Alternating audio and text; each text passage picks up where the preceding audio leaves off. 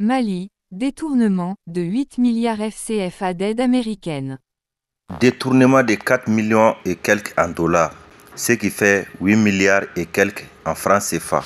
Dans un communiqué récemment publié sur les réseaux sociaux par les autorités maliennes, on a appris cette nouvelle qu'il y a eu des détournements de 8 milliards de francs CFA.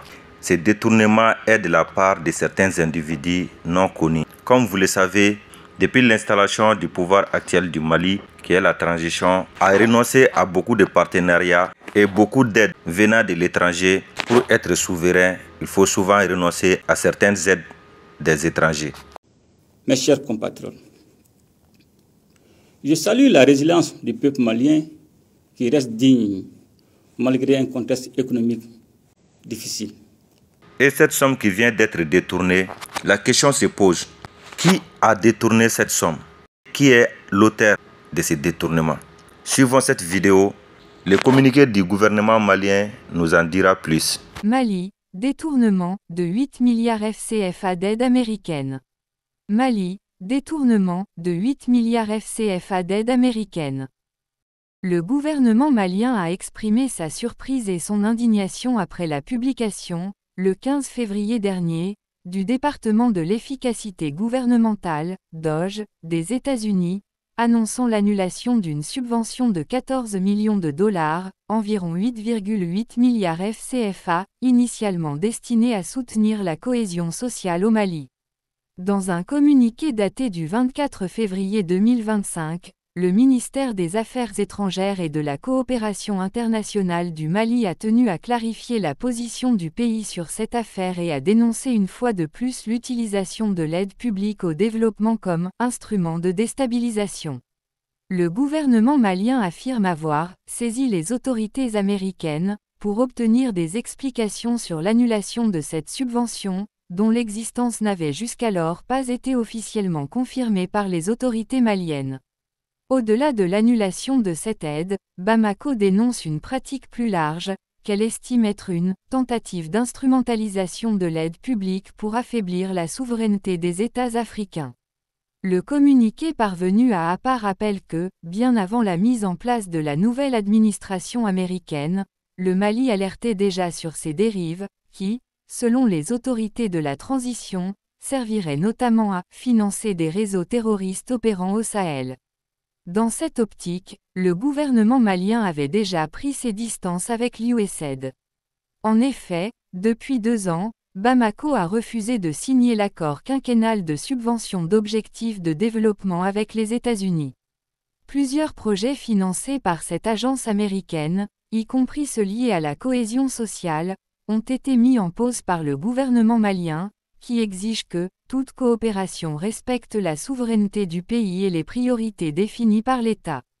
Ce gel des financements étrangers s'inscrit dans la ligne politique défendue par le président de la transition, qui a fait de la restauration de la souveraineté nationale un principe fondamental de gouvernance.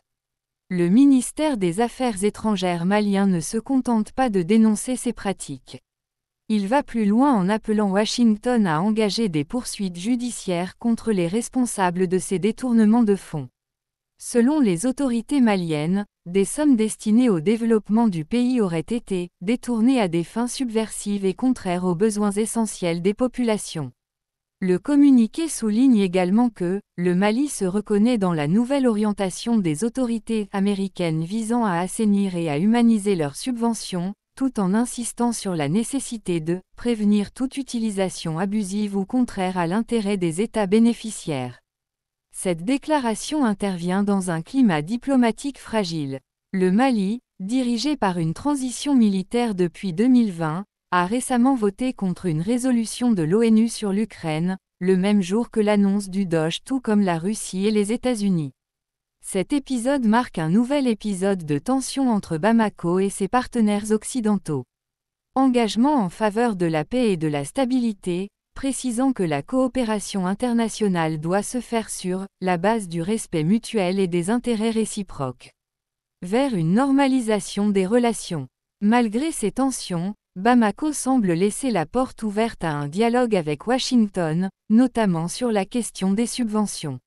La reconnaissance par les autorités maliennes de la prise de conscience des États-Unis sur les risques de détournement laisse entrevoir une possibilité de réengagement sous de nouvelles conditions. En attendant, le Mali reste ferme sur ses exigences. Toute coopération future devra respecter la souveraineté de l'État malien et répondre aux attentes réelles du peuple. Comme le jour où le peuple malien a décidé de mettre fin à la domination coloniale en proclamant le nouvel État libre du Mali. En ce moment solennel, je rends un vibrant hommage aux pères de l'indépendance avec à leur tête le président Modibo Keïta. Cet hommage revêt une signification toute particulière au moment où le Mali est engagé dans la reconquête de sa véritable souveraineté. Nous devons suivre résolument la voie tracée il y a 64 ans. Je m'incline également devant la mémoire de celles et ceux qui ont consenti le sacrifice ultime pour la patrie, qui leur sera éternellement reconnaissant. Maliennes, Maliens, mes chers compatriotes, la commémoration de notre indépendance est une occasion précieuse de se rappeler les efforts constants de notre peuple en vue de l'édification d'un État fort et d'une nation prospère. Sur mes instructions, le gouvernement a, pour sa part, poursuivi les actions pour la satisfaction des besoins de nos populations dans plusieurs domaines. Maliennes, Maliens, mes chers compatriotes, la question sécuritaire demeure la préoccupation prioritaire du peuple malien. Cette année, notre fête nationale est célébrée dans un contexte marqué par la grande opération stratégique de reprise de terrain, conduite par les FAMA et visant à restaurer l'intégrité territoriale du pays et à les débarrasser définitivement de la menace terroriste. Les forces armées et de sécurité ont en effet mené des opérations de stabilisation et de reconstruction dans les régions reprises, permettant ainsi le retour progressif des services publics, des écoles et des infrastructures essentielles. Ces succès remarquables résultent de la coordination des opérations militaires et du redéploiement des forces à Ber, Tessalit, Anefis, Kidal et Aguelok. Les attaques terroristes survenues le mardi 17 septembre dernier nous rappellent, une fois de plus, l'impérieuse nécessité de demeurer vigilant et de maintenir une posture opérationnelle exemplaire en toutes circonstances.